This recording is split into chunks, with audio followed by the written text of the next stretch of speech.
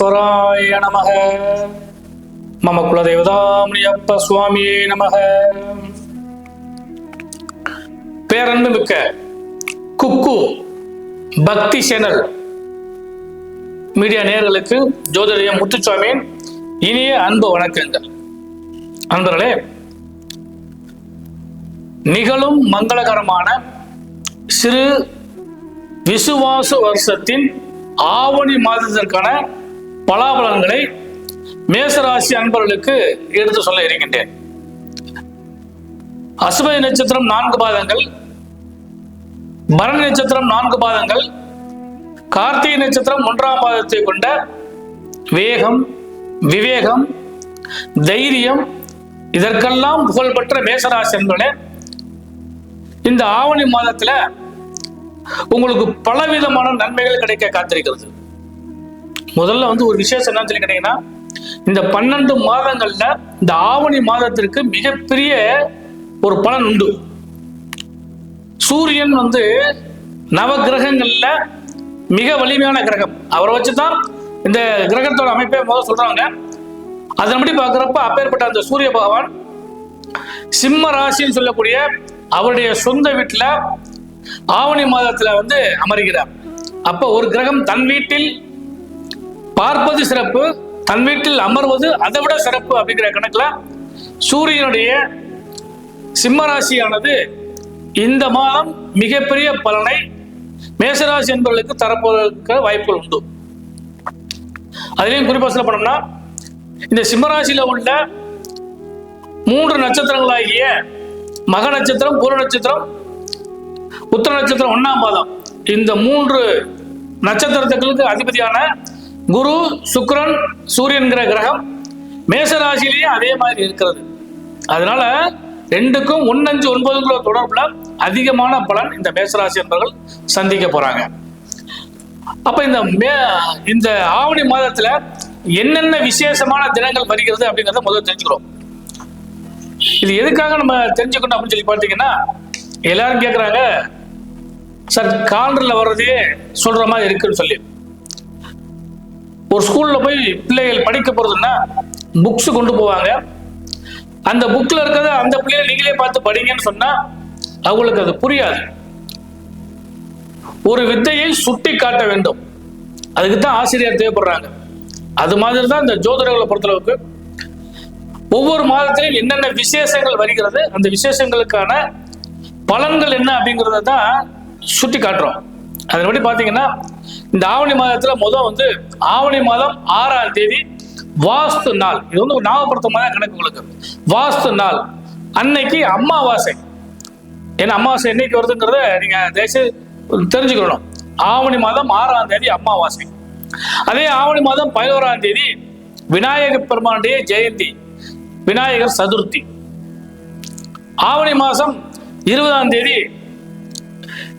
மலையாள மக்களால் கொண்டாடப்படக்கூடிய முக்கியமான பண்டிகையாகிய ஓணம் பண்டிகை வருகிறது. ஆவணி மாதம் 22ஆம் தேதி பௌர்ணமி வருகிறது. ஆவணி மாதம் 23ஆம் தேதி மகாலயபட்சம் ஆரம்பிக்கிறது. இந்த மகாலயபட்சம்ங்கிறது அவரவருடைய வர்க்கத்திலே இறந்த முன்னோர்களுக்காக செய்யக்கூடிய மிக விசேஷமான அமைப்பு. அதை பற்றி நான் உங்களுக்கு தனியாக சொல்றேன். உங்களுக்கு மகாலயபட்சம் ஆரம்பமாகிறது. இந்த மகாலயபட்சத்திலே மிக முக்கியமானது என்னன்னு சொல்லி கேட்டீங்கன்னா, மகாபரணி. அந்த மகாபரணியானது ஆவணி மாதம் 27ஆம் தேதி வருகிறது. ஆவணி மாதம் 25ஆம் தேதி சங்கடகர சதுர்த்தி வருகிறது. ஆவணி மாதம் 29ஆம் தேதி தேய்பிரை அஷ்டமி திதி வருகிறது. இதுதான் இந்த மாசத்துக்கான விசேஷமான நாட்கள். அடுத்து மிக முக்கியமான விஷயம் என்னன்னு சொல்லிட்டீங்கன்னா, ஒருத்தருக்கு பலன் நிறைய கிடைக்கணும்னா கிரகங்கள் நமக்கு சாதகமா அமையணும். கிரக அமைப்புகள் நமக்கு சாதகமா இருந்துச்சுன்னா பலன்களும் ரெட்டிப்பாக மாறும். அந்த கணக்குப்படி பார்க்கிறப்ப மேசராசி என்பது உங்கள் ராசிக்கு 3ஆம் இடத்துல பாக்கியாதிபதியாகிய குரு பகவான் அமர்ந்திருக்கிறார். பாக்கிய ஸ்தானத்தை பார்த்துக்கிட்டே இருக்கிறார். அதனால பாக்கிய யோகங்கள் உங்களுக்கு இந்த மாதம் முழுவதுமே நிறைய கிடைக்கும். அடுத்து 4ஆம் இடம் சொல்லக்கூடிய கடகராசியில சுக்கிர பகவானும் அவரோட புத பகவானும் இணைந்து அமர்ந்திருக்கிறார்கள். அடுத்து ஆவணி மாதத்துக்கே உரிய சிறப்பு சூரிய பகவான். அவர் சிம்ம ராசியில ஆட்சி பெற்று அமர்ந்திருக்கின்றார். இந்த மாசம் முழுவதுமே சிம்மராசியில் தான் இருப்பார். அவரோடு சேர்ந்து கேது பகவான் இருக்கின்றார். அதுக்கு அடுத்தபடியாக உங்கள் ராசிநாதனாகிய செவ்வாய் பகவான், அவர் தான் மிக முக்கியமானவர். ஏன்னா அவர் தான் எங்க இருந்து உங்களுக்கு அனுகிரகம் பண்றாருங்கிற விஷயம் இருக்கு இல்லையா? அந்த கணக்குப்படி பாக்குறப்ப செவ்வாய் பகவான் கன்னி ராசியில உங்க ராசிக்கு 6ஆம் இடத்துல அமர்ந்திருக்கின்றார். அடுத்து லாபஸ்தானம் சொல்லக்கூடிய கும்பராசியில சனி பகவானும் அவரோடு ராகு பகவானும் அமர்ந்திருக்கிறார்கள். இதுதான் இந்த மாசத்துக்கான கிரக அமைப்புகள். இந்த கிரக அமைப்புகள்ல ஏதாவது மாறுதல் கிடைச்சு இன்னும் பலன்கள் அதிகரிக்குமா அப்படின்னு சொல்லி பார்த்தா, இந்த மாசம் 5ஆம் தேதி கடகராசிக்கு சுக்கிர பகவான் சென்று வருகிறார்.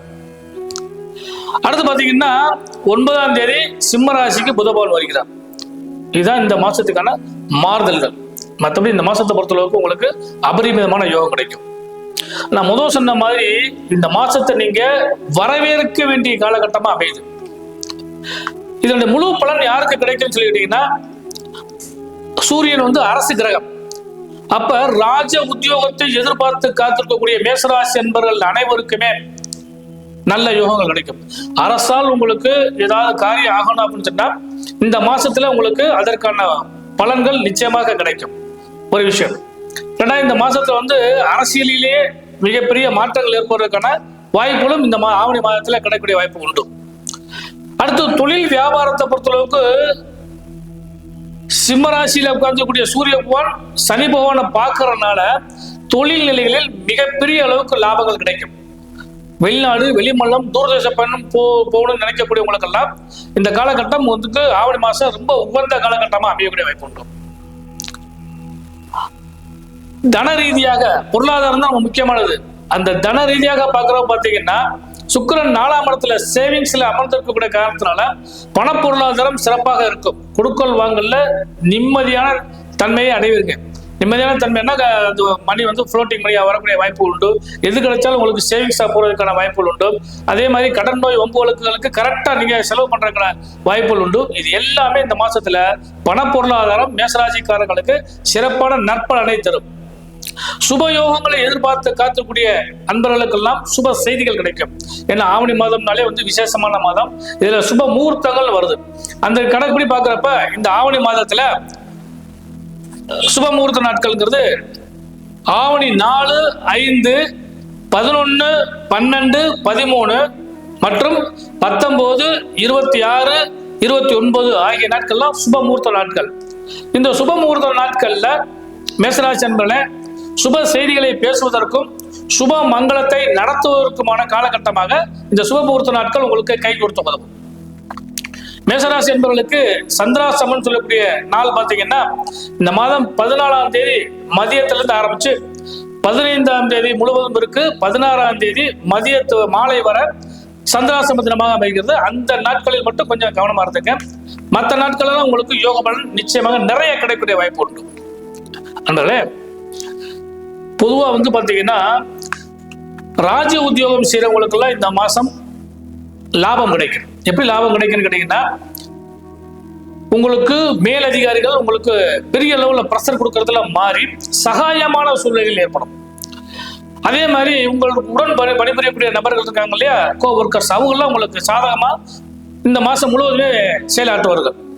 அது ராஜ உத்தியோகமா இருந்தாலும் சரி அல்லது பிரைவேட்ல வரக்கூடிய உத்தியோகஸ்தர்களா இருந்தாலும் சரி, இவர்களுக்கெல்லாம் நன்மைகள் நிறைய கிடைக்க போவதற்கு வாய்ப்புகள் உண்டு. அடுத்து மிக முக்கியமானது பெண்களுக்கு கணவன் மனைவி உறவு பலப்படும்.